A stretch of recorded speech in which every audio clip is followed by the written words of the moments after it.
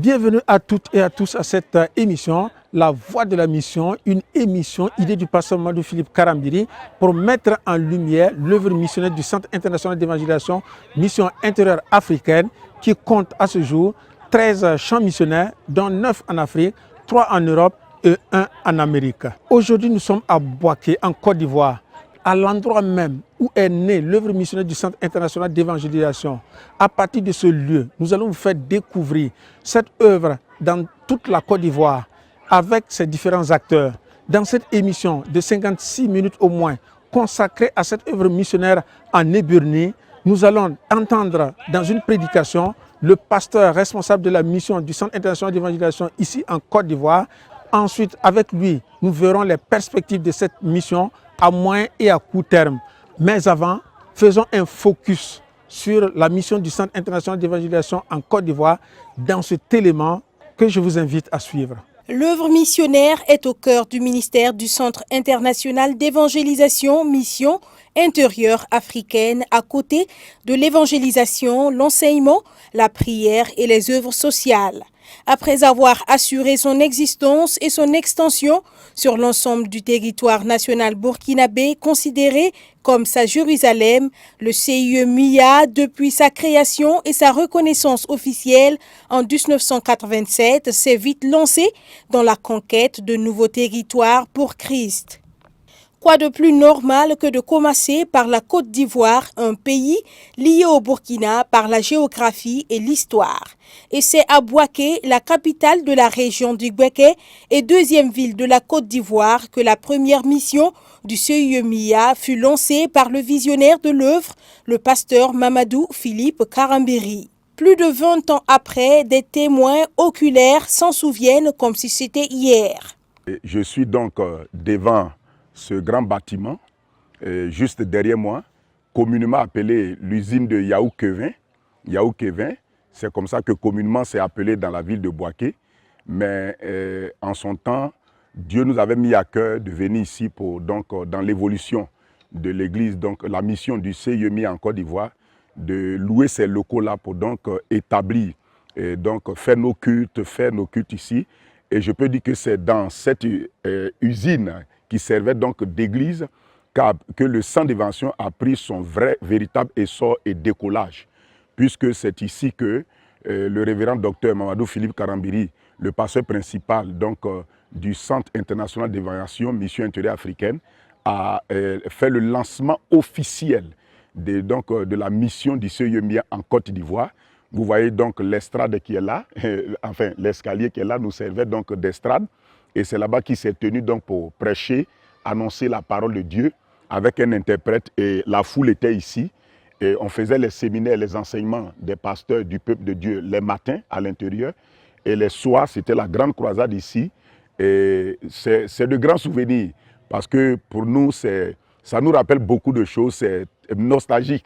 On voit ici que ici, c'est là qu'on a passé beaucoup de moments de prière pour enraciner vraiment les assises spirituelles du CIE MIA en Côte d'Ivoire.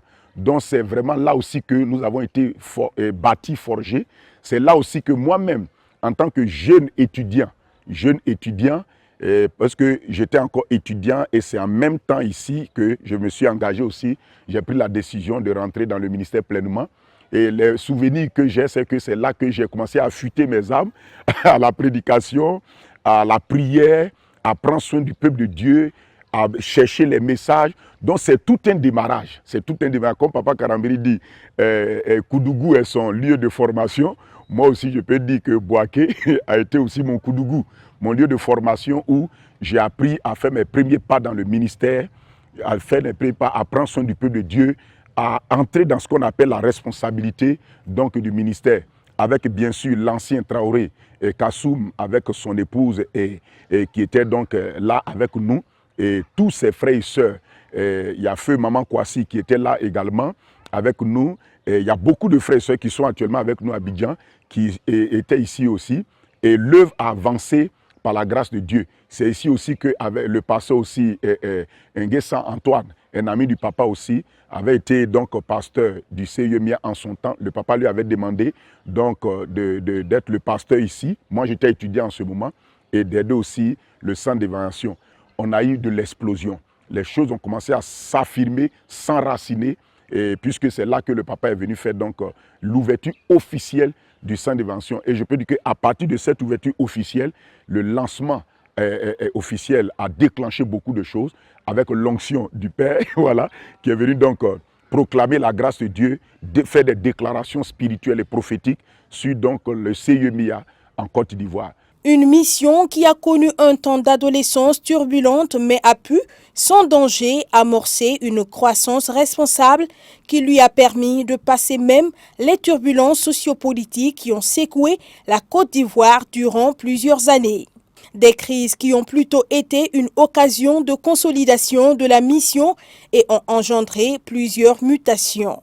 Que nous sommes restés là pendant un bon bout de temps jusqu'à ce qu'il y ait aussi de l'éclatement. C'est-à-dire l'éclatement, on est allé vers, on a loué aussi un ancien maquis qu'on appelle Maquis Pedro, et là-bas, on a ouvert l'église là-bas, et aussi à Air France 1, où il y a une église, le siège de l'église centrale de Boaké est actuellement là-bas, et il y a eu cet éclatement-là comme ça, jusqu'à ce que, à cause de la crise et tout cela, les choses se soient dispersées, la crise de 19 septembre 2002, et que tout soit dispersé.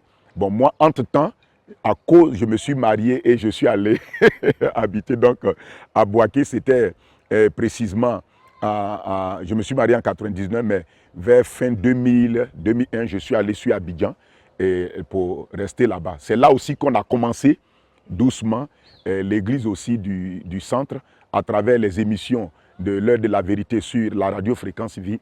On a commencé comme ça, on a continué et pas à pas, le papa nous a donné la liberté d'ouvrir aussi le CIE-MIA donc à Abidjan. Voilà, donc chemin fait. Mais je faisais souvent la navette en venant un peu à Boaké et reparti pendant que le missionnaire Sankara était là. Voilà, jusqu'à ce que la crise éclate et que le missionnaire Sankara effectivement étant parti, voilà, nous on était là encore puisque tout était dispersé. Et c'est un jour le papa m'a appelé pour dire bon, il a été décidé que je prenne aussi de m'établir comme missionnaire pour diriger donc l'évolution du CIE-MIA donc en Côte d'Ivoire.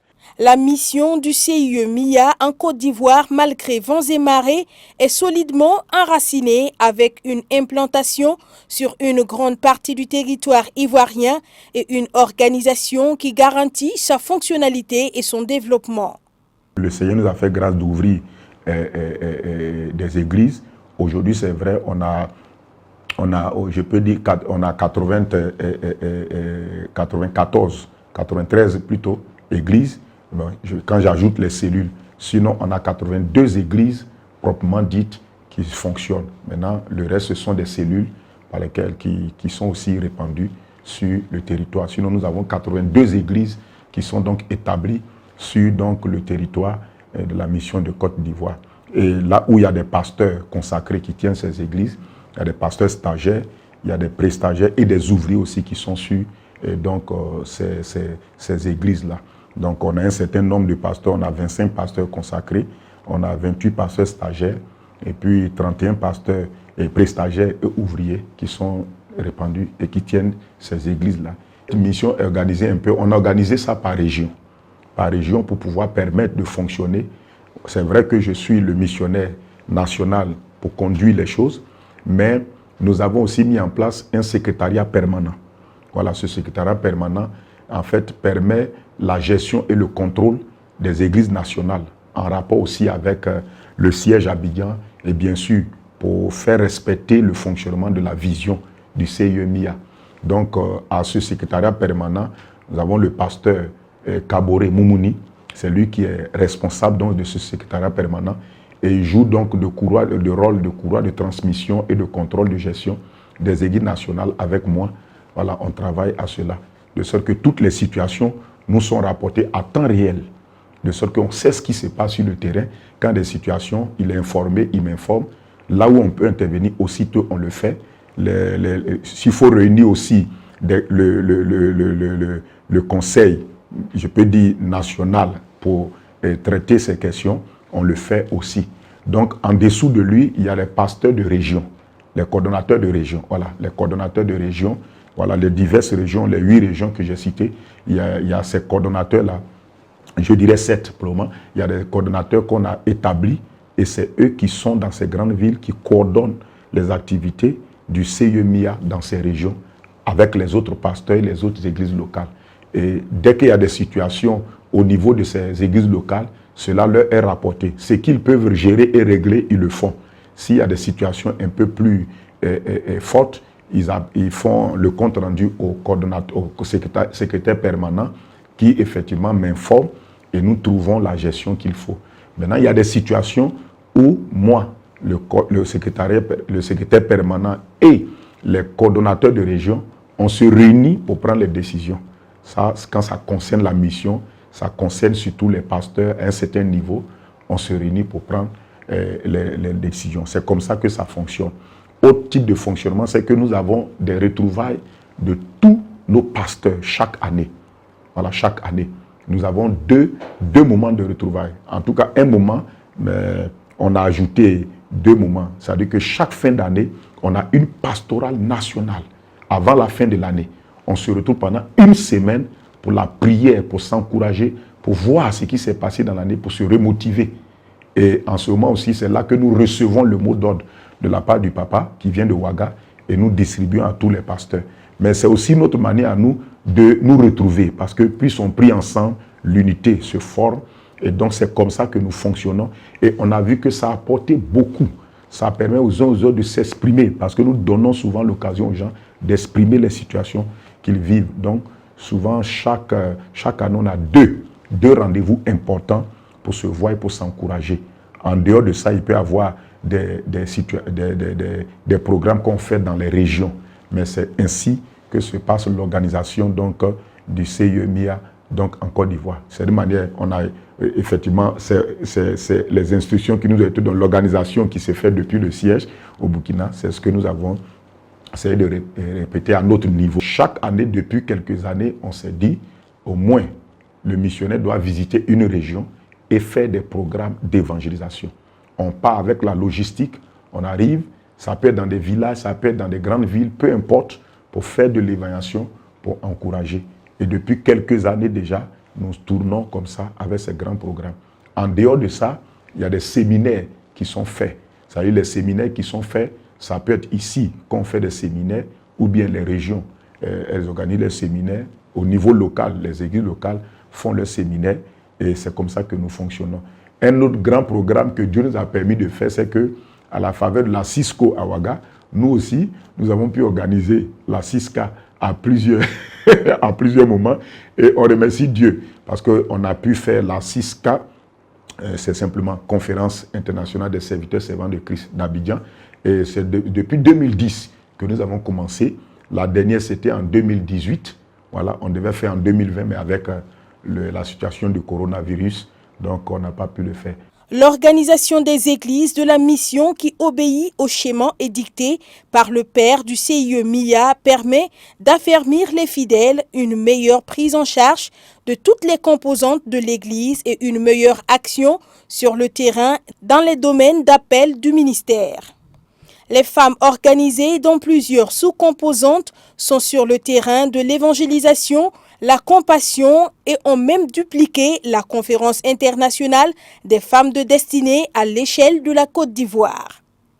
Le mouvement des femmes de Côte d'Ivoire est bel et bien à l'œuvre dans cette mission. Nous sommes, j'ai envie de dire, la population la plus représentée au niveau des membres de l'Église. Et en tant que tel, nous avons également aussi un bureau représenté qui travaille à cet effet. Nous avons au sein du mouvement des femmes des volets sociaux par rapport à nos activités. Nous avons également aussi des volets spirituels que nous véhiculons. Et tout ceci nous permet de pouvoir fonctionner et répondre plus ou moins aux besoins des membres de l'Église. Chaque année, nous avons des sorties, pour ne pas dire de manière hebdomadaire déjà, nous avons des rencontres de prière, des sorties d'évangélisation. Mensuellement, nous avons des veillées et puis accompagne aussi des sorties, surtout sur le nouveau site de l'église siège qui est en construction. Donc le village, le quartier aux alentours, nous allons régulièrement faire des évangélisations. Et puis, ajouter à cela les conférences éclatées, CIFED, conférence internationale des femmes de destinée, qui a été initiée par nos parents spirituels, en l'occurrence Maman Karambiri. Et donc, nous en faisons régulièrement chaque année dans les églises de l'intérieur de la mission. Les grandes églises telles que Boaké, Daloa, San Pedro, voilà, Yamoussoukro, etc. Lève-toi, accomplis ta destinée pour la croissance du royaume de Dieu, qui était une conférence que nous avions eue en début d'année 2021, en février. C'était un véritable challenge. Mais ce que j'ai apprécié au cours de cette conférence, beaucoup d'églises sœurs, donc des églises des fils, de papa et maman Karambiri, leurs épouses qui étaient fortement représentées, qui ont conduit des ateliers, et nous avons été richement bénis. Quand nous sommes sortis de cette conférence, ce que j'ai remarqué à l'église, c'était cette fraternité qui est née au milieu des sœurs. Il n'y avait pas tellement de rapprochement. J'ai vu des nouvelles nouer des amitiés. Certaines sont revenues avec des témoignages me dire « Cette conférence m'a délivrée de mes préjugés, délivrée de ma solitude. » Je venais à l'église, mais je n'avais pas d'amis, je n'avais pas de sœurs, etc. Certaines ont été délivrées de situations plus problématique que ça, problème financier ou médical, etc.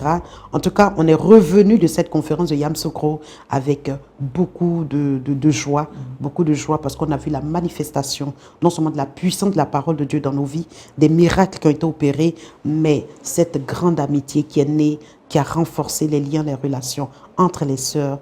Moi, ça m'avait vraiment marqué. Effectivement, au niveau du mouvement des femmes, nous avons les PDG, qui sont une sous-section des femmes, les pleines de grâce, comme on le dit, les jeunes femmes, jeunes filles non mariées. Nous avons également, c'est vrai que nous avons les Ruth, les jeunes veuves, il y en a, comme je viens de le dire, ça fait à peine une semaine que nous avons enterré un de nos frères, sa veuve est là, il y en a de plus jeunes, elles ne sont pas nombreuses. Donc il n'y a pas un département clé comme ça qui les unit, un sous-groupe. Par contre, on sait qu'elles existent et on leur apporte ce qu'on peut. Et les mamans, les Sarah d'un certain âge, il y en a également. Elles sont là. Vous avez dû peut-être voir dans l'écran, elles ont des chaises un peu particulières. On les a ainsi installées. Elles existent dans l'évangélisation et la prière également. Et puis, bon, voilà, le grand groupe qui travaille à tout ça.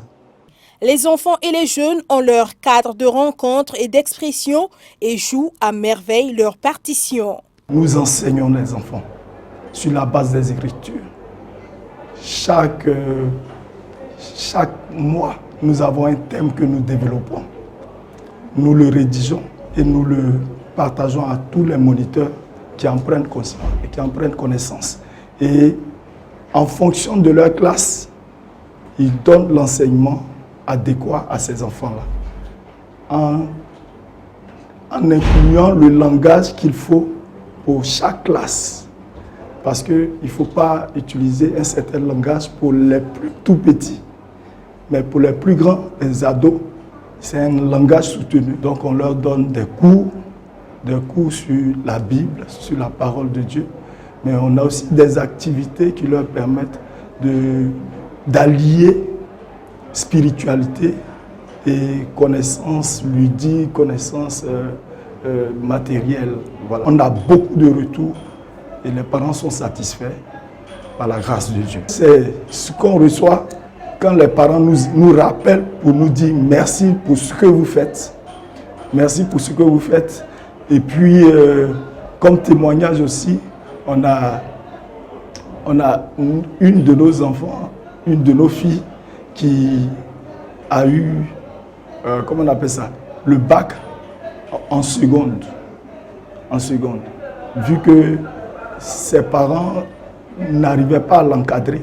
Et quand ils nous l'ont confié, l'enfant a passé le bac, l'enfant a eu son bac. Donc ça, c'est un témoignage qui nous a véritablement édifiés. Voilà.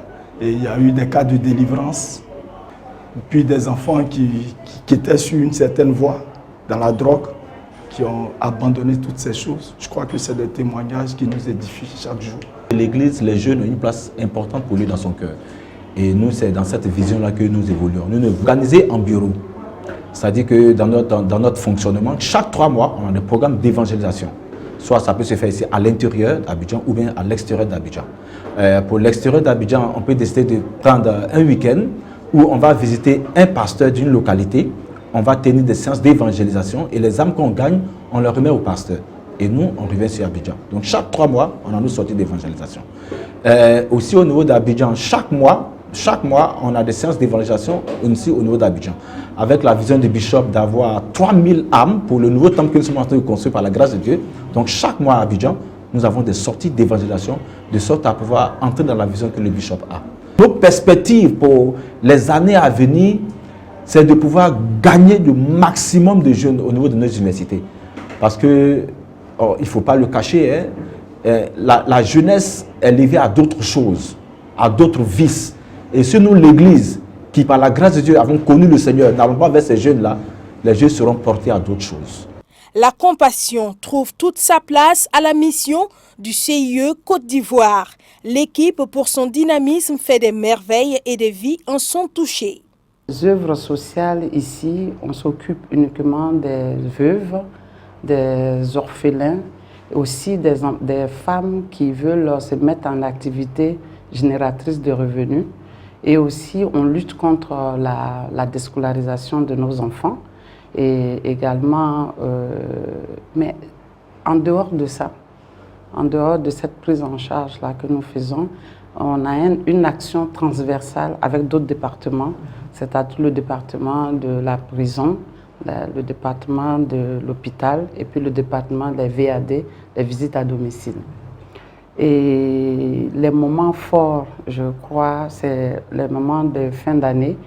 Et on fait la banque alimentaire, on fait les dons dans les commissariats.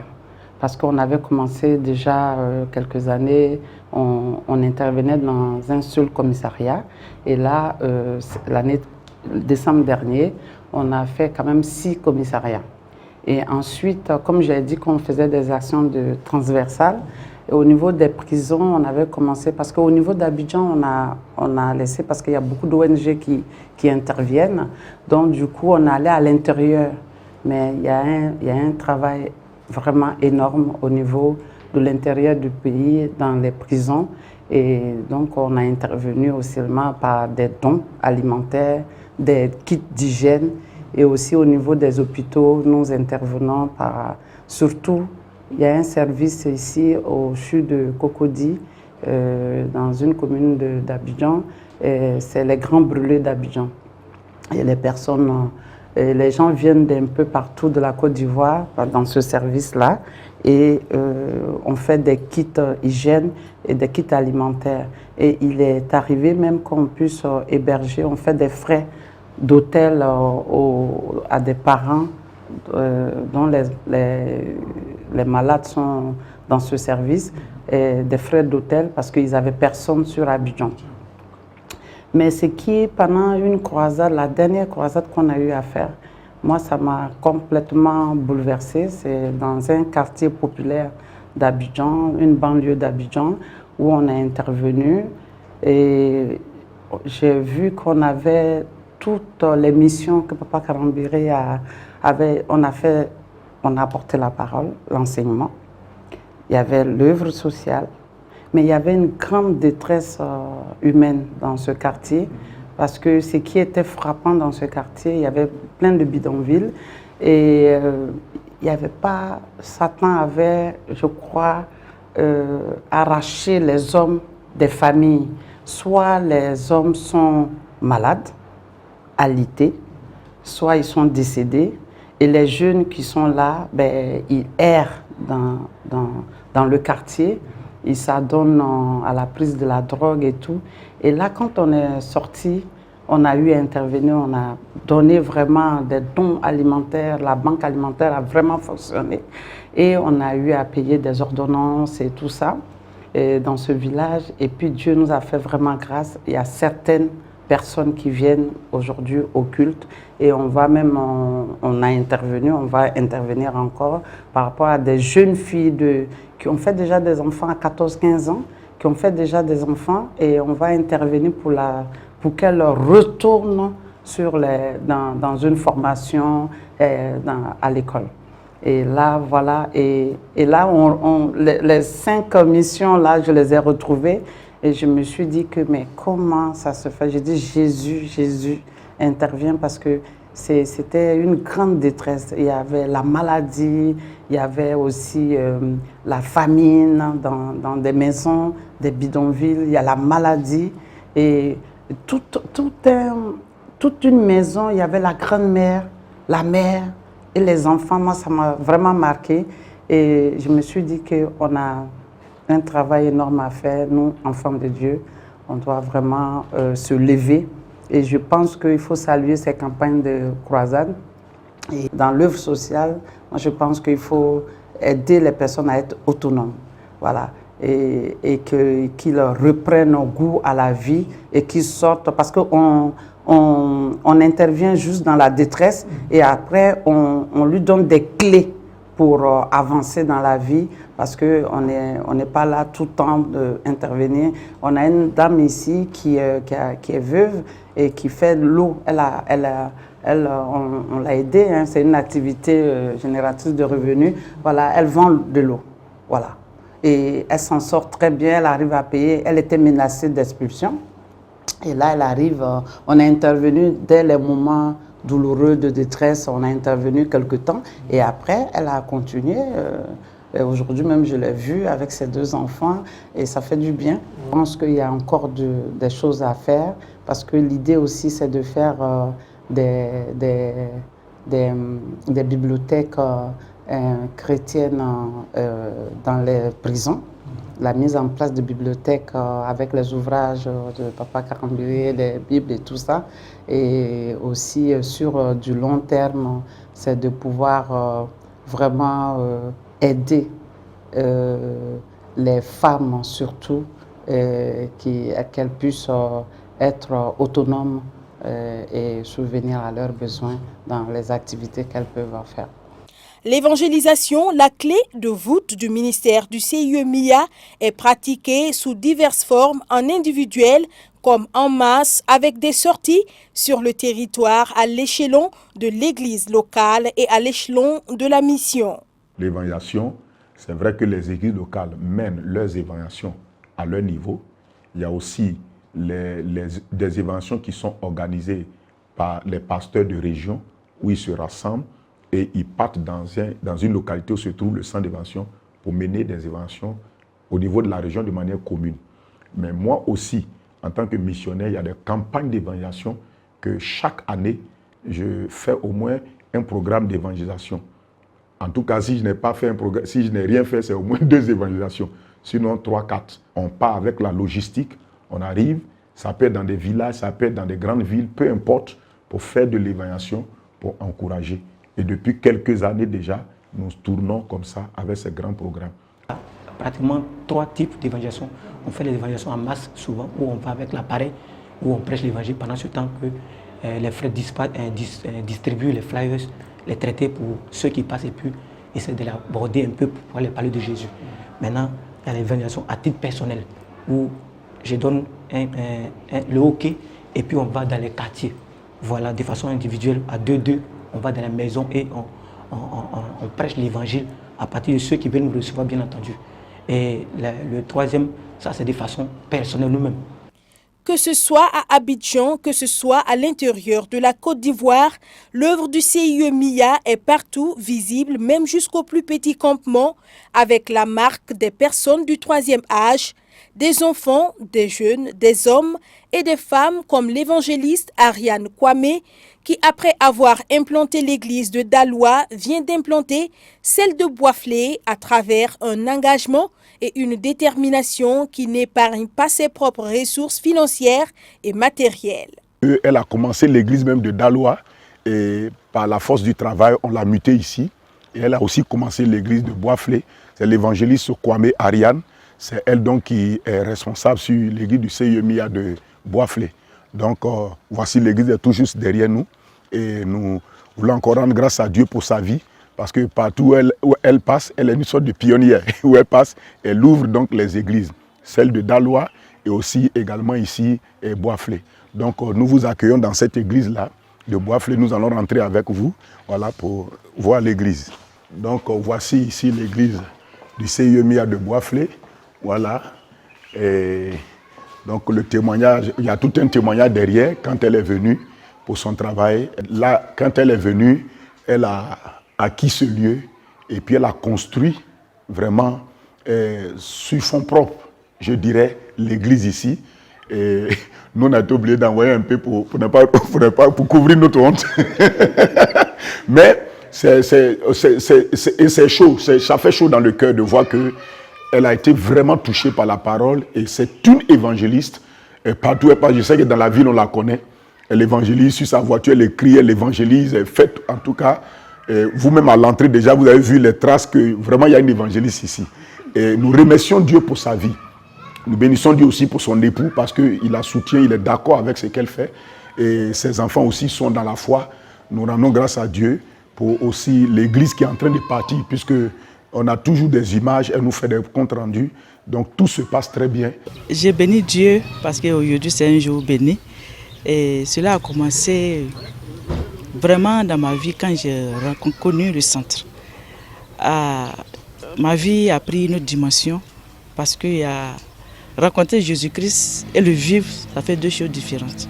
Quand j'ai rencontré le centre, j'ai expérimenté Jésus-Christ. Donc il fallait que ma vie soit vraiment un témoignage pour Jésus-Christ. Et c'est comme ça que ça a commencé. Et en écoutant Papa Karambiri et Papa Ancho, cela a vraiment impacté ma vie. Et il fallait que je puisse aussi impacter la vie des autres. Et c'est pour cela que je me suis engagé pour que Jésus-Christ soit vraiment glorifié, soit loué, soit connu de tous, pour que les âmes aussi soient sauvées. Je passe avec l'aide du Saint-Esprit, c'est lui que nous écoutons, c'est lui qui est notre conseiller et c'est lui que je suis. C'est le Saint-Esprit qui m'aide à faire son œuvre. Malgré mes activités professionnelles, c'est ici que se trouve ma joie. Même quand je finis de travail à 20h, 21h, quand je viens ici, quand je rentre net, la fatigue reste derrière moi.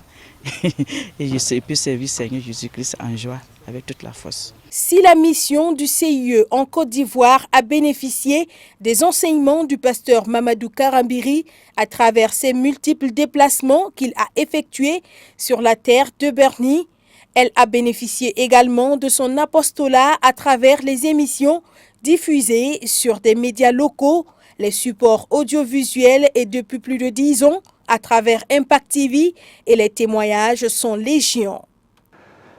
Dans les années fin 98, je me suis retrouvé à écouter les enseignements, l'heure de la vérité sur la radio Fréquence Vie. Et j'avais senti à l'époque que les enseignements, le timbre de cette voix qui parlait avait quelque chose de particulier. Et au début de l'année 2000, j'ai changé de communauté, mais ma soif était encore inextinguible. J'avais besoin encore de découvrir ce Dieu-là qui nous appelait d'une manière si forte. Et c'est dans cet élan qu'on a eu la CV du pasteur Gadji, qui invitait donc le pasteur Mamadou Karambiri à venir intervenir. Et c'est dans cette vague d'années que, je crois en 2005-2006, lors d'une des interventions du pasteur Karambiri, il a présenté le pasteur Moucho comme étant le missionnaire en Côte d'Ivoire. Donc vous comprenez que cela résolvait une grande partie de mes préoccupations. Moi qui passais mon temps à l'écouter déjà à distance, hein, j'allais avoir l'occasion d'intégrer ici sur place la mission intérieure en Côte d'Ivoire. L'enseignement du pasteur Moucho, étant fils spirituel du pasteur Mamadou Karambiri, est dans la même lignée. L'enseignement est limpide, l'enseignement est clair. Il ouvre l'intelligence sur les questions, sur les problématiques de la vie, le pourquoi, le comment, le où on va. L'enseignement est clair. Et cela m'a permis d'avoir un enracinement dans la foi telle que, je le dis sans embâge, telle que malgré les situations, les sollicitations, je suis en paix.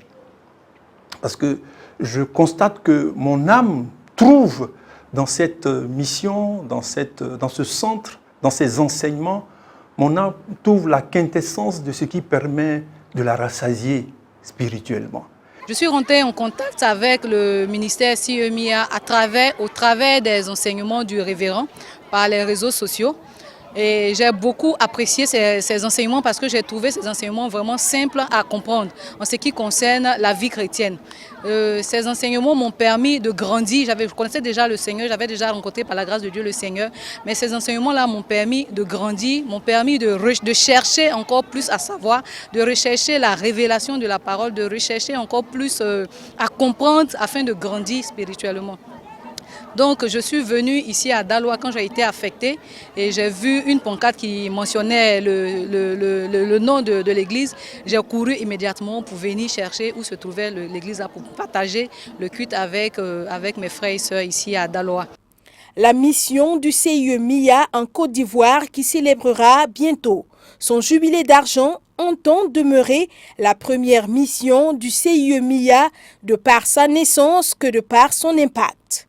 Pour ce faire, elle se donne les moyens à travers les grandes campagnes d'évangélisation, à travers le pays avec la logistique qui y va avec et à travers, entre autres aussi, par l'acquisition d'un domaine où il est en train de bâtir un siège digne de ses ambitions où sera implantée l'église du siège, des bâtiments administratifs et même éducatifs nécessaires à son expansion. La vision. Parce que quand on fait l'œuvre du Seigneur, il faut savoir dans la vision se projeter sur la dimension de l'avenir, voilà, le futur. Voilà. Il ne faut jamais travailler, un leader, il ne faut pas travailler dans le présent et pour le présent. Il faut travailler toujours pour l'avenir et le devenir. Je crois que la loi du progrès, c'est la loi de la vision. Lorsque vous travaillez pour ce qui est devant vous, vous progresserez toujours.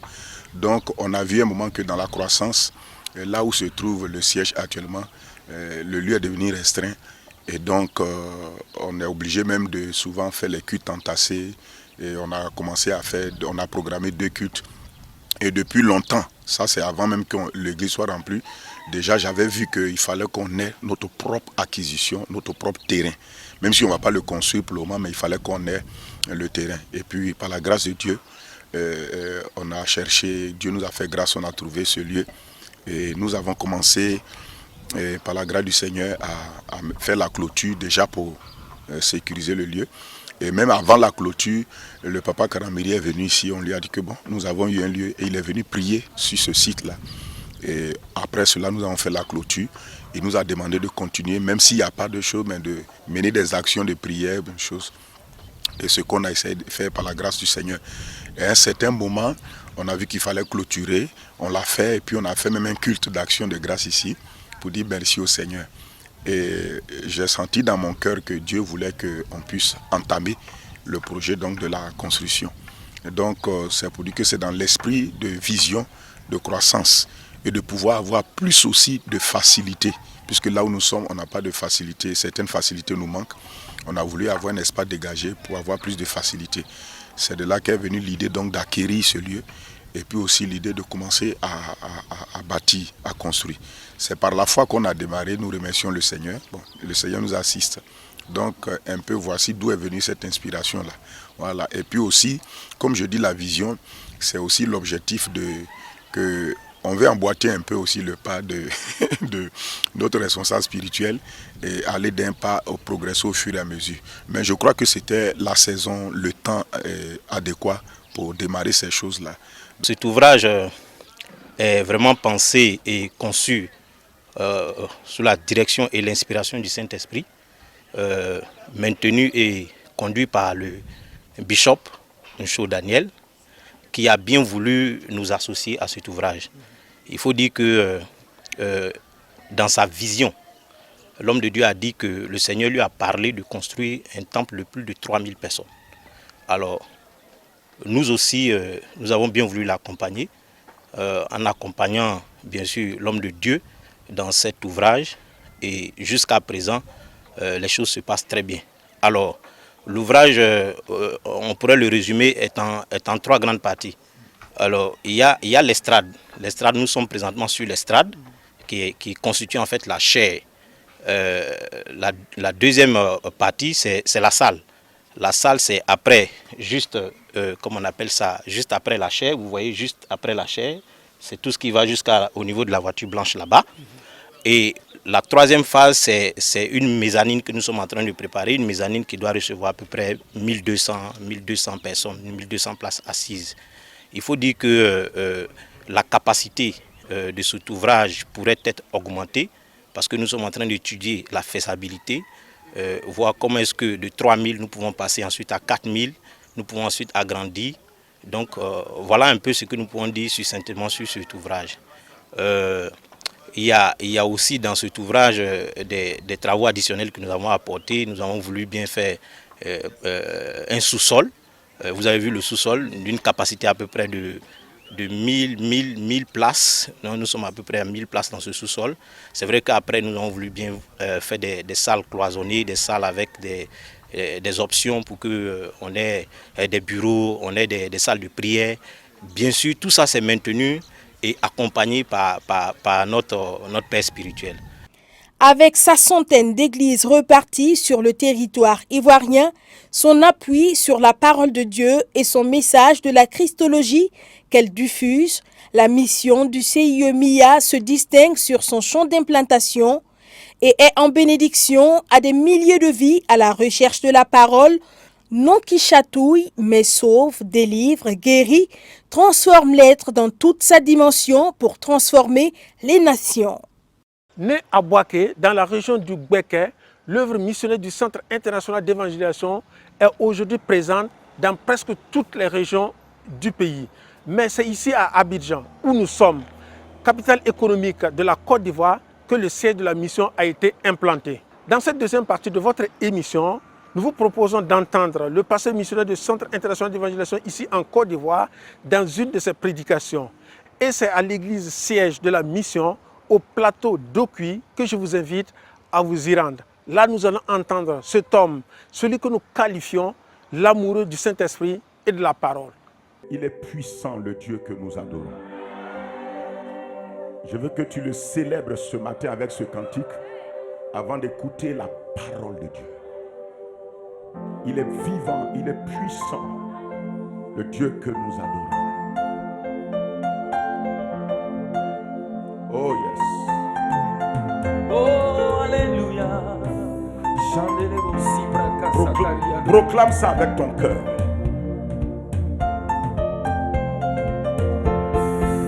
Il est vivant, le Dieu que nous adorons. Il est vivant. Il est vivant, le Dieu que nous adorons. Il est vivant. Il est vivant. Il est vivant, le Dieu que nous adorons. Il est vivant. Oh yes. Il est vivant, le Dieu que nous adorons. Il est vivant. Il est vivant. Il est vivant, le Dieu que nous adorons. Il est vivant.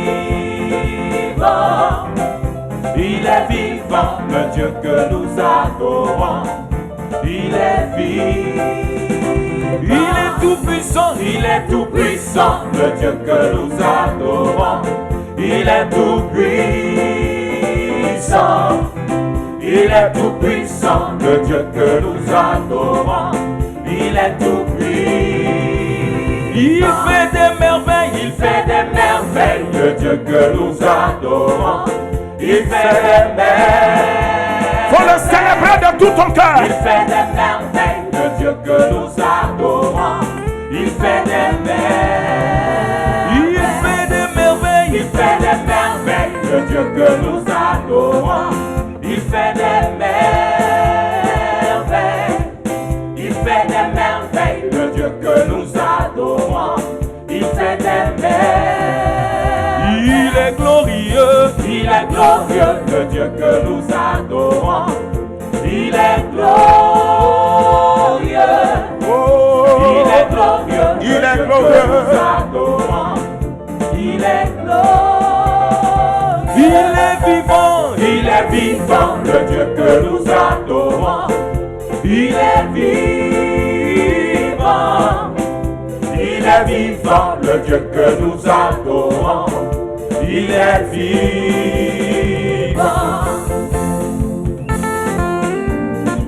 Célèbre le Dieu vivant ce matin.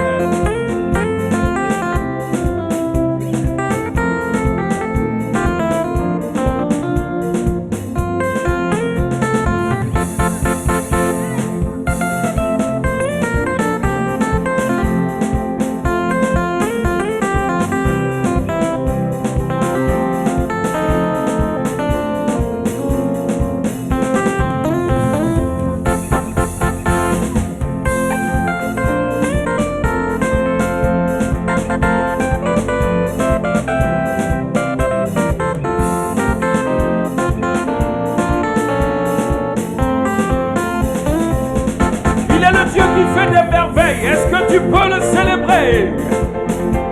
Alléluia.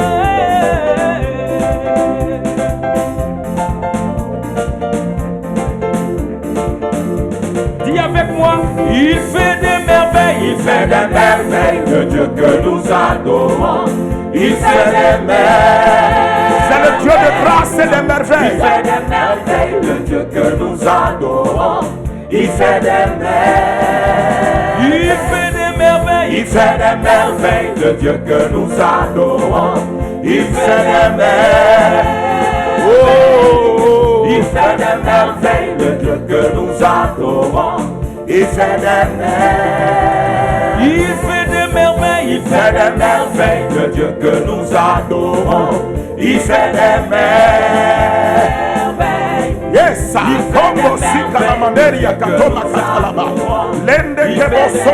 le Dieu de grâce.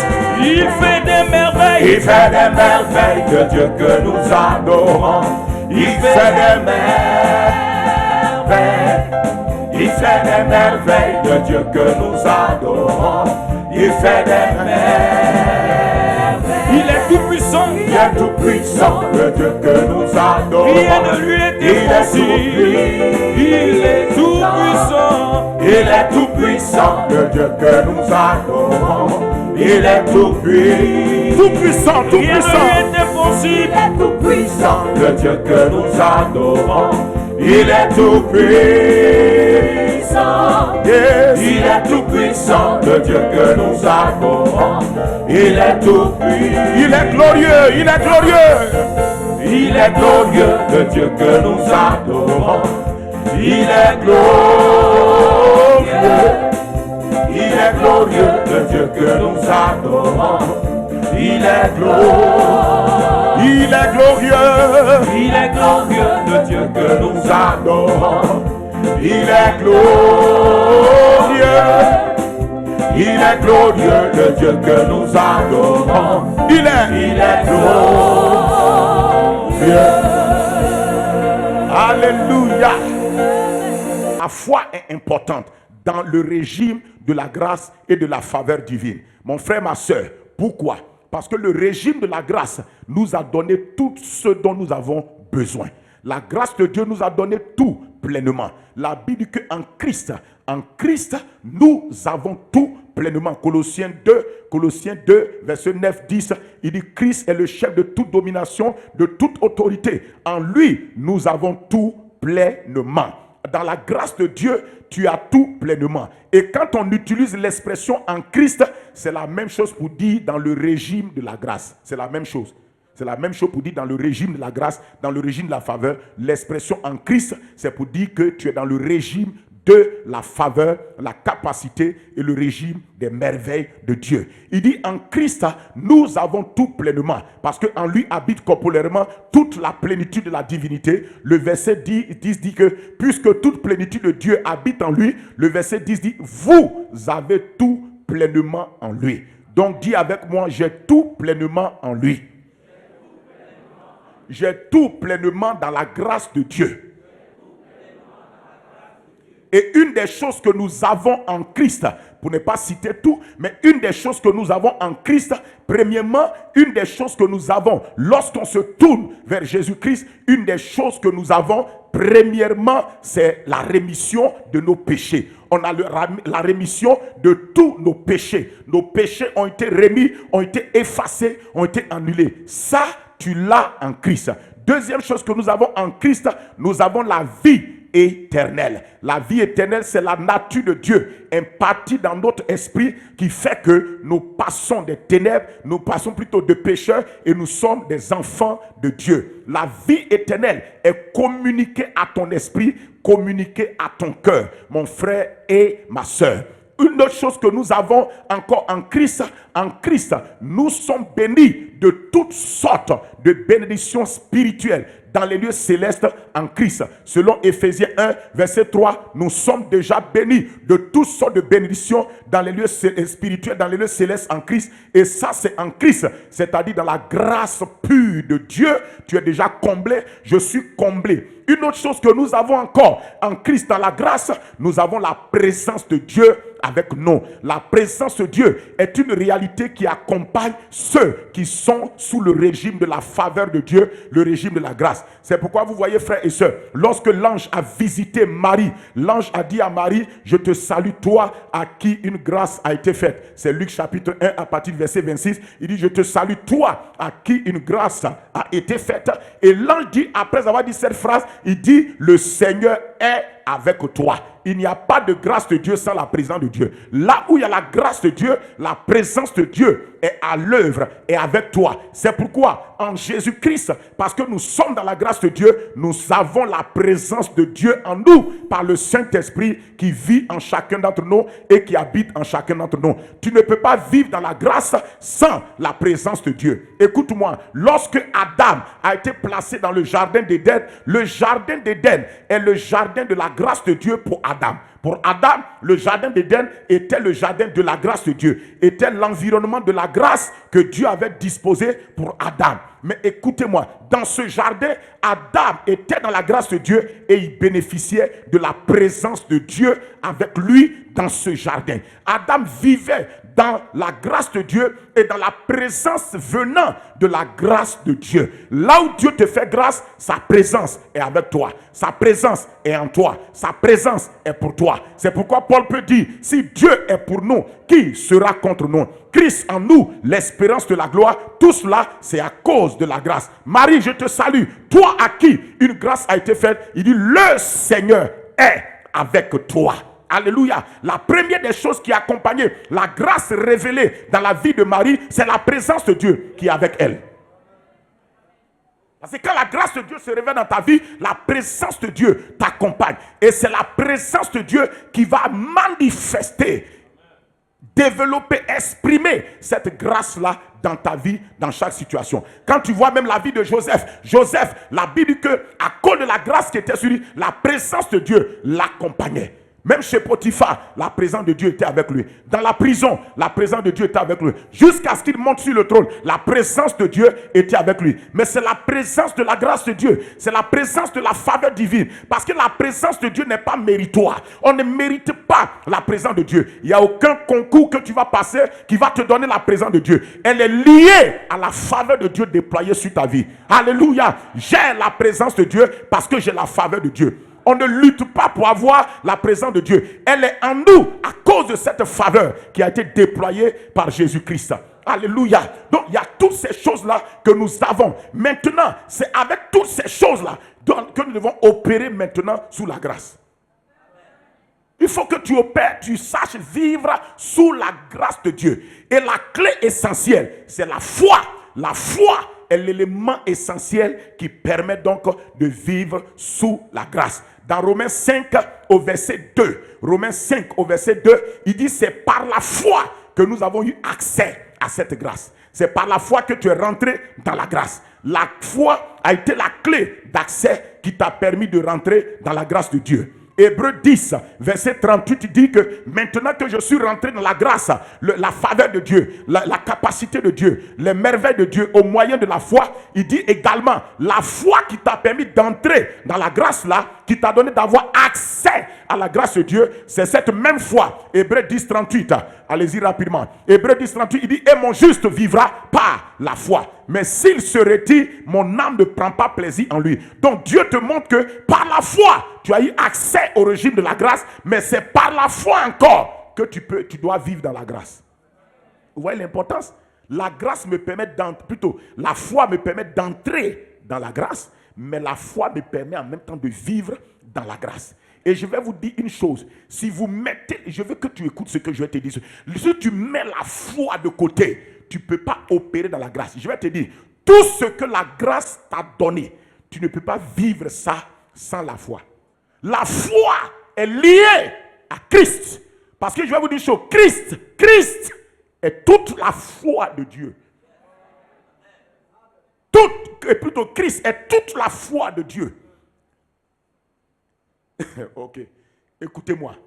Dieu a été toujours un Dieu qui possède la foi. Dieu est le Dieu de la foi. Et Dieu veut que la foi te soit donnée. Christ est la foi que Dieu a rendue disponible aux êtres humains. Christ, c'est la dimension de Dieu dans sa révélation aux hommes. Cela veut dire que Christ, c'est la dimension par laquelle Dieu rentre en contact avec les hommes et par laquelle les hommes aussi rentrent en contact avec Dieu. Parce que tu ne peux pas accéder à Dieu comme ça. Dieu s'est rendu disponible pour nous tous en Christ. C'est pourquoi la Bible dit que toute plénitude de Dieu habite en lui. Et il est le mystère caché de Dieu dans lequel, dans lequel sont cachés tous les trésors de la sagesse et de la science. Christ est la foi que Dieu a rendue disponible pour nous. C'est pourquoi, quand tu crois en Christ et que tu es connecté à Christ, tu es connecté à Dieu. Il n'y a pas autre chose. Il y a beaucoup de choses qu'on appelle la foi. Ce n'est pas la foi. La foi qui n'est pas la révélation de Christ dans ton cœur n'est pas la foi dont Dieu parle. Amen. Ce n'est pas la foi dont Dieu parle. Alors, mon frère et ma soeur, il dit donc, il faut que je sache vivre dans la grâce. C'est au moyen de la foi. Il dit, mon juste vivra par sa foi. Mon juste vivra par la foi. S'il se retire, mon âme ne prend pas plaisir en lui. Et cette foi dont on parle, Romains 12, verset 3 dit que Dieu te l'a déjà départi. Dieu a distribué à chacun la foi dont le juste a besoin pour vivre. Tu peux vivre par la foi. Tu peux vivre dans la foi parce que Dieu t'a déjà donné cette foi qu'il te faut pour vivre ta vie chrétienne. Elle est déposée en toi sous forme de sémence. Il dit Dieu nous a départi la mesure de foi. Pourquoi il dit la mesure? C'est là pour dire que c'est une sémence. C'est une même mesure que tout le monde a reçue. C'est une sémence qui est déposée en chacun d'entre nous. Parce qu'on en a besoin pour vivre dans la faveur divine. La faveur de Dieu se saisit, se manifeste dans nos vies, s'expérimente dans nos vies à partir de la foi. Alléluia. Tu ne peux pas vivre des expériences spirituelles sous le régime de la faveur. Tu ne peux pas vivre les témoignages de Dieu. Tu ne peux pas expérimenter Dieu dans sa réalité, dans le régime de la faveur, sans la foi. La foi est l'élément essentiel pour nous permettre de vivre dans le régime de la grâce. Sans la foi, il est impossible d'être agréable à Dieu. Alors, quand tu lis ce passage, cela veut dire que, en réalité, la foi est la possibilité. La foi, pour Dieu, la foi, c'est une possibilité transférée en nous. La foi, c'est la possibilité du Dieu à qui tout est possible, transférée dans un homme. Pour que ce que le Dieu à qui tout est possible peut faire, ce que le Dieu là peut faire, l'homme qui a reçu cette foi peut recopier la même chose dans sa situation. La foi permet à la souveraineté de Dieu de s'exprimer à travers toi. La foi relâche la possibilité de Dieu dans ta vie. Écoutez-moi, Dieu a besoin de la foi qu'il nous a donnée afin de s'exprimer dans notre vie.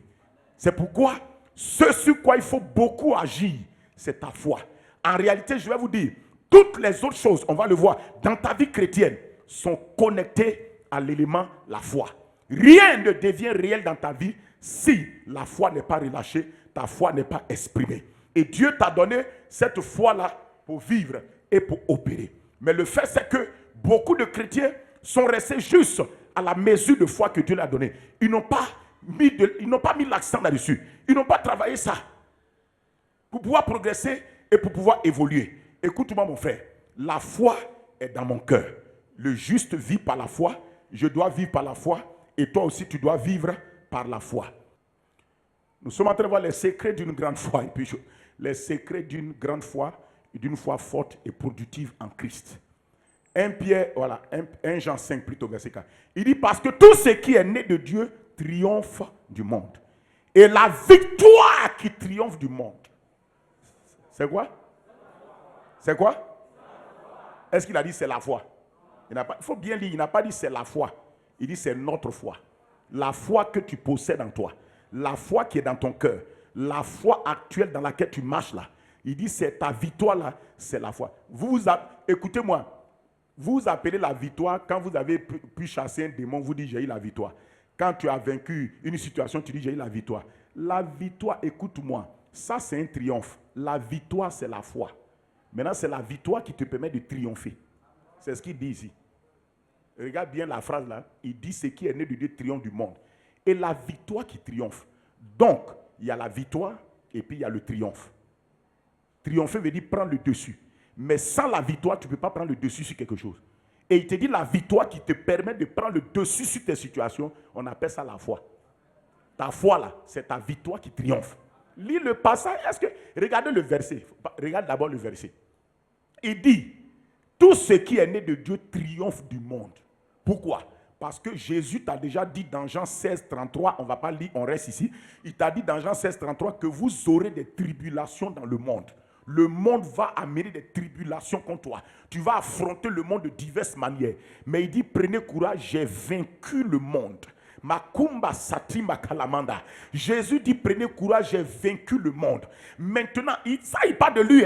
Il dit que lui, il a vaincu le monde. Donc, on n'a qu'à prendre courage. Si notre leader a vaincu le monde, la possibilité de vaincre le monde aussi est là. Nous aussi, on peut vaincre. Mais maintenant, Jésus va nous transférer ce qui lui a permis de vaincre le monde. C'est la foi.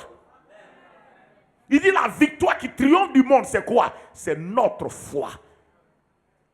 La victoire, c'est ta foi.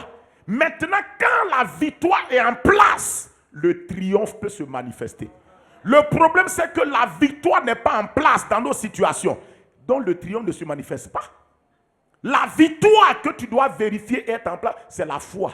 Tu dois, dans toute situation, c'est ta foi que tu dois préserver. C'est ta foi qui doit protéger. Quand tu protèges ta foi, tu as protégé ta victoire. Et quand la victoire est en place, le triomphe est en place dans le régime de la faveur divine.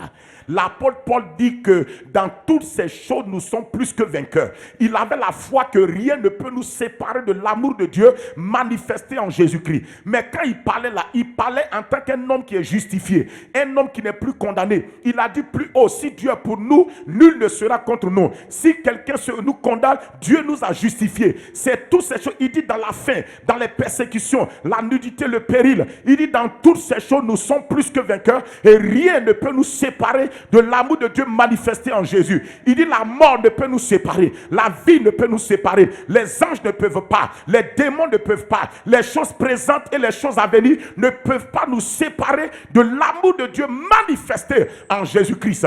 Il parle de la victoire qui est sa foi. Cette victoire permet de triompher dans n'importe quelle situation. Donc, maintenant je te pose la question. Avec tout ça là, toi tu veux t'amuser à la foi sur le rythme de la foi. Pourquoi j'insiste? Parce que la foi, si tu saisis la foi, tu saisis le déploiement des autres choses. Ma foi par la parole, n'est-ce pas? Pour avoir une grande foi, c'est le secret d'une grande foi, ce n'est pas te promener, médite la parole. C'est ce que tu reçois, la parole, la qualité de révélation. C'est ça qui nourrit ta foi et qui fait que ta foi devienne grande foi. C'est ça le secret du centenier. Il avait une révélation qui faisait que sa foi était grande dans son expression. Alléluia. Alors, autre chose, allons-y. Dans 2 Corinthiens, grande foi. Mais on a dit aussi que ce n'est pas une grande foi, c'est une foi quoi? Forte. Une foi forte. 2 Corinthiens. D'abord, prenons Romains 10, verset 9 à 10 d'abord. Est-ce que tu es là? Romains 10, verset 9 à 10. Romains 10, verset 9 à 10. Regardez. Voilà, il dit quoi? Il dit, si tu confesses de ta bouche le Seigneur Jésus, et si tu crois dans ton cœur que Dieu l'a ressuscité des morts, tu seras quoi? Sauvé. Comment tu as été sauvé par la grâce? On t'a dit tu es sauvé par la grâce, mais au moyen de quoi? Au moyen de quoi? Au moyen de la foi. Mais comment tu as exprimé cette foi? Tu l'as exprimé en faisant quoi? Le verset 9 là plutôt. Le verset 9 dit que tu as confessé de ta bouche le Seigneur Jésus. Ça veut dire que tu as confessé de ta bouche que Jésus est ton Seigneur. Et deuxièmement, tu as cru dans ton cœur que Dieu a ressuscité Jésus des morts. Ce Jésus qui est mort là, à la croix, Dieu l'a ressuscité des morts. Il dit, et tu as été sauvé. Il dit, tu seras sauvé. Ou bien, on dit, c'est par la grâce qu'on est sauvé, mais au moyen de la foi. La foi que tu as utilisée pour être sauvé dans la grâce, là, c'est ça qui est là. Tu as confessé que Jésus est ton Seigneur. Tu as cru qu'il est mort et ressuscité pour toi comme sauveur. Et à partir de ce moment, on dit que tu es sauvé. Et dès l'instant où on dit que tu es sauvé, c'est par ça que tu es sauvé, tu es rentré dans le salut. Maintenant, regarde mon frère, ma soeur. Il te dit au verset 10, il dit car, tu as fait ça maintenant, il établit cela comme, il dit car, c'est en croyant du cœur qu'on parvient à la justice. C'est-à-dire un homme qui croit dans son cœur, il est justifié. Il dit c'est en confessant de la bouche, regardez bien, qu'on parvient où ça? Qu'on parvient au salut. Mon frère et ma soeur, en croyant dans ton cœur, tu es justifié. Tu rentres dans la justice. Quiconque croit dans son cœur, Dieu le justifie. Mais il dit en confessant dans ta bouche, tu es rentré dans le salut que Dieu t'a donné. C'est par la confession de ta bouche que tu es rentré dans le salut que Dieu t'a donné. Je t'ai parlé de accéder les secrets d'une grande foi. Le secret d'une grande foi, là, c'est ça, je t'ai dit. Mais il faut connaître le secret d'une foi forte. Pour que ta foi soit forte, il y a un secret. Écoute-moi. La foi peut être forte et doit être forte. Vous pouvez trouver ça dans Romains 4, hein, verset 20. Vous pouvez lire ça. Romains 4, verset 20. Abraham fut fortifié dans sa foi. Ça veut dire qu'on peut être fortifié dans la foi. Mais maintenant, par quel mécanisme je peux fortifier ma foi pour que j'expérimente de grands témoignages dans la faveur de Dieu? Amen. Amen. Comment je vais faire? Il dit, le secret pour fortifier ta foi, c'est en croyant dans ton cœur et en confessant de ta bouche. La seule chose qui permet de fortifier notre foi, c'est, mon frère, d'exercer ta foi.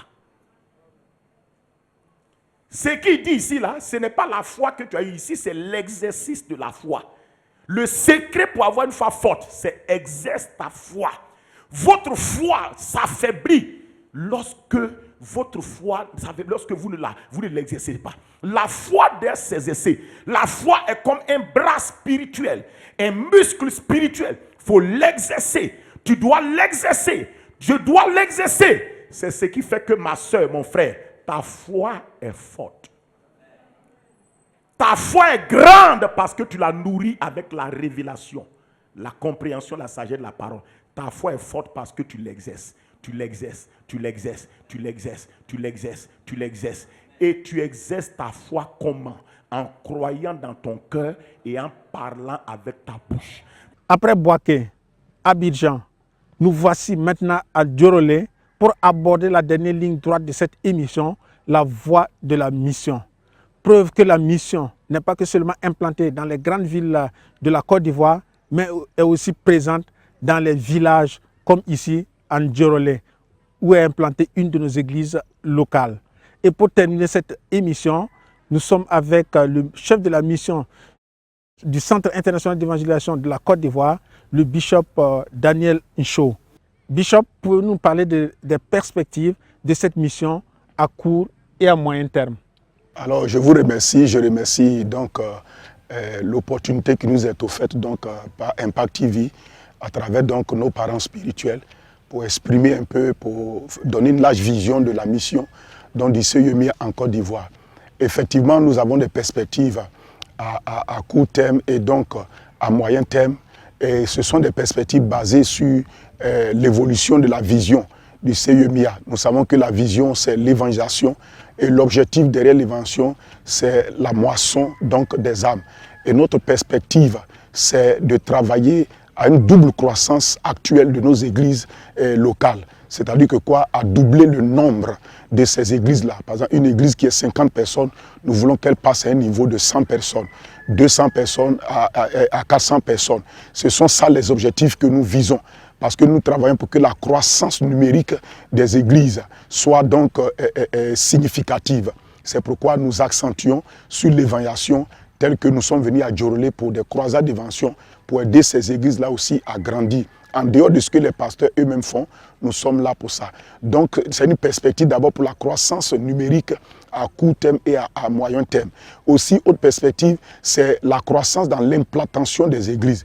Nous avons actuellement 82 églises, en plus de 11 cellules. Nous avons 82 églises qui fonctionnent bien sur le terrain et nous voulons accroître donc ce nombre d'églises-là, passer donc à une centaine d'églises d'ici 1 an, 2 ans. Nous voulons implanter et passer donc à une centaine d'églises. Ça, c'est la dimension de l'implantation qui fait partie de l'aspect missionnaire donc de la vision. Autre chose, nous voulons encore accentuer sur le temps d'enseignement, de formation. C'est vrai qu'à travers Impact TV, à travers ce que nous recevons du papa, nous implémentons, mais continuer à travailler pour bâtir nos pasteurs, bâtir leur leadership, les encourager, parce qu'un leader bâti est une église aussi qui est bâtie. Un pasteur qui est bien enseigné, c'est une église qui est bien enseignée et qui peut donc évoluer. Donc nous travaillons aussi à la dimension sociale. Nos perspectives, c'est aussi la dimension sociale.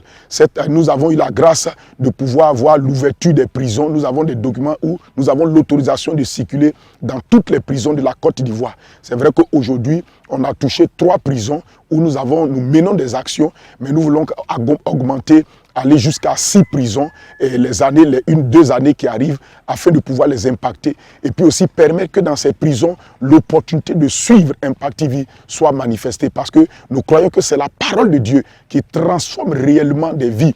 Et nous sommes en train de voir avec les gardes pénitentiaires, les responsables des prisons, afin de pouvoir installer Impact TV dans ces prisons pour que les prisonniers aient l'opportunité d'entendre la parole de Dieu qui va les libérer des prisons spirituelles, des prisons morales et de toutes sortes de prisons, afin qu'une fois étant libérés de ces prisons spirituelles, ils ne vont plus répartir dans les prisons physiques.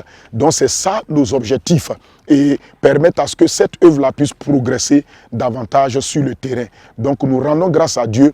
Et autre chose aussi que nous visons, c'est d'engager le maximum d'ouvriers et d'ouvrières dans la vision de l'évangélisation afin de moissonner davantage d'âmes. C'est vrai que Jésus parcourait les villes et les villages, nous les parcourons toujours, nous aussi à travers l'évangélisation.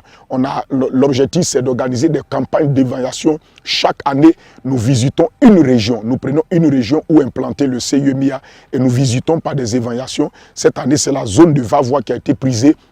Daloa va voir et nous sommes en train de concentrer nos énergies dans cette direction. Et les années qui vont arriver, on va encore voir d'autres régions et souvent, pourquoi pas, doubler des régions et faire des campagnes d'évasion dans ces zones-là. Voici les perspectives qui nous animent afin que la vision soit profondément implantée donc sur le terrain du champ missionnaire de la Côte d'Ivoire.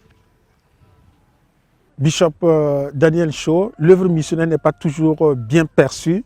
Quelle est l'importance de l'œuvre missionnaire et quel est le type de soutien que vous voulez de la part des chrétiens, principalement ceux du Centre international d'évangélisation?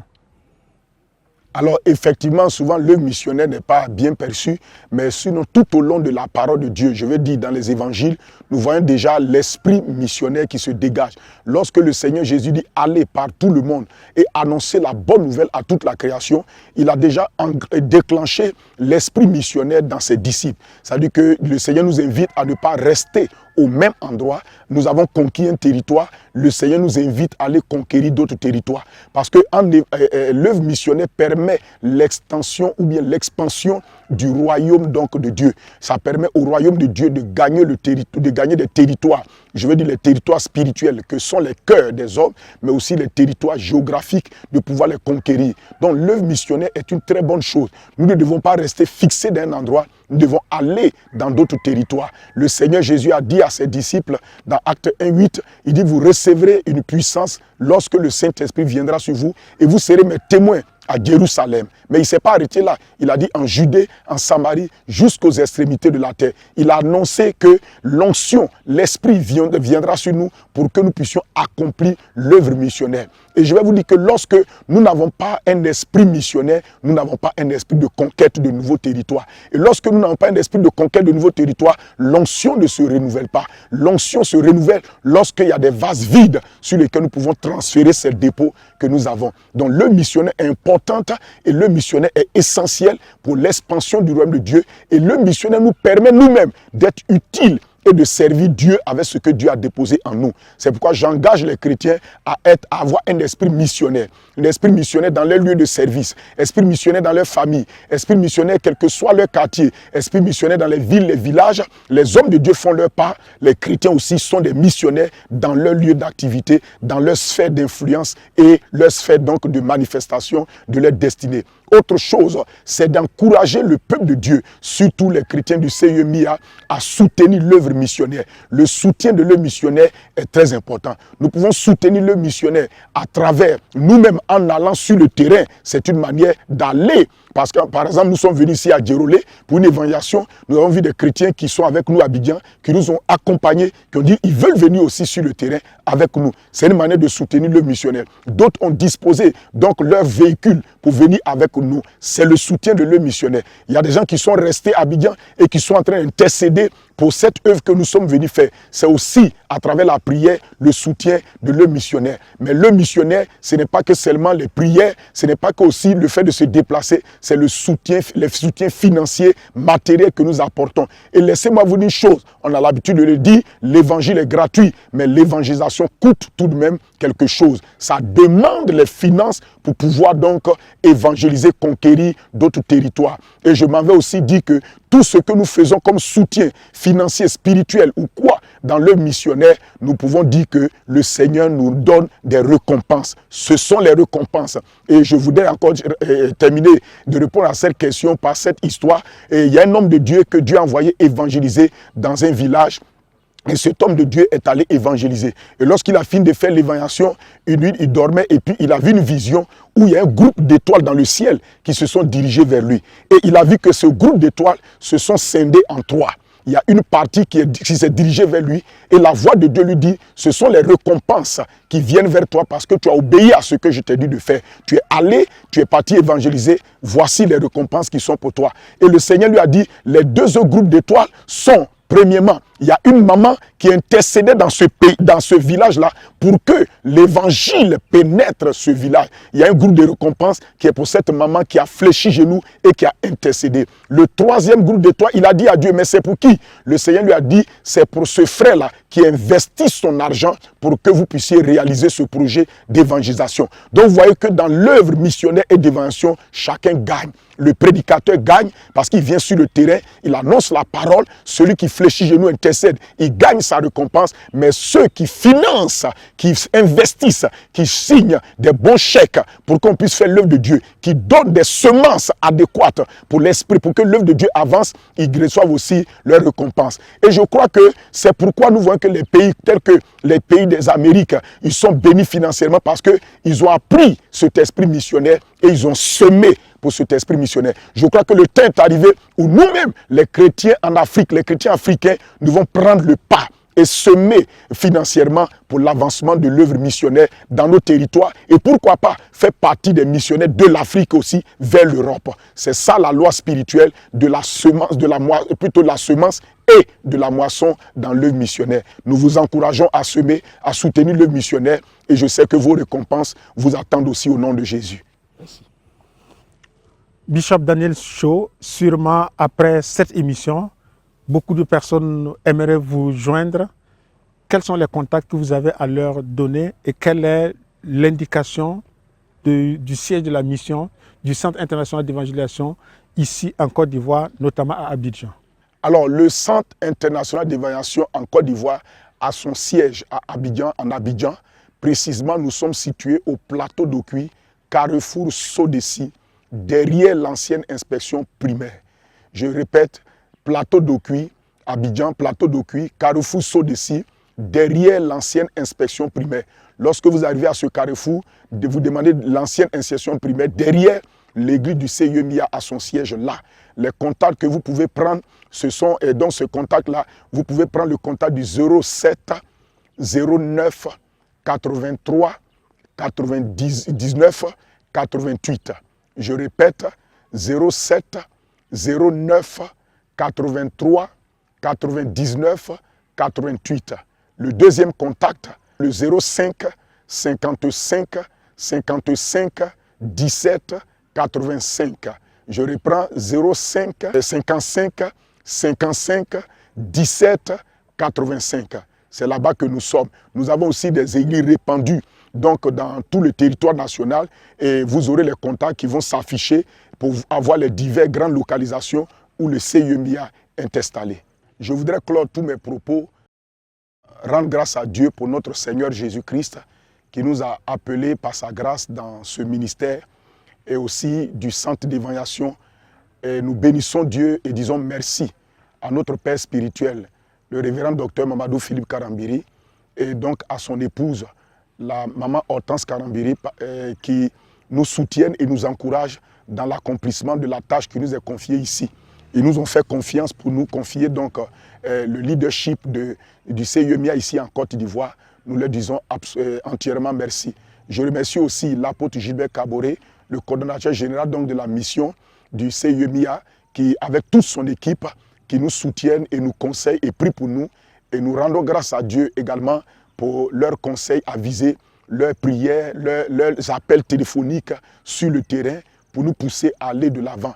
Et nous remercions Dieu pour l'ensemble des frères et sœurs du CIEMIA qui investissent dans la prière, dans les finances, pour donc soutenir l'avancement des missions. Que le Seigneur continue à vous récompenser, que sa paix et sa grâce vous soient multipliées au nom de Jésus-Christ.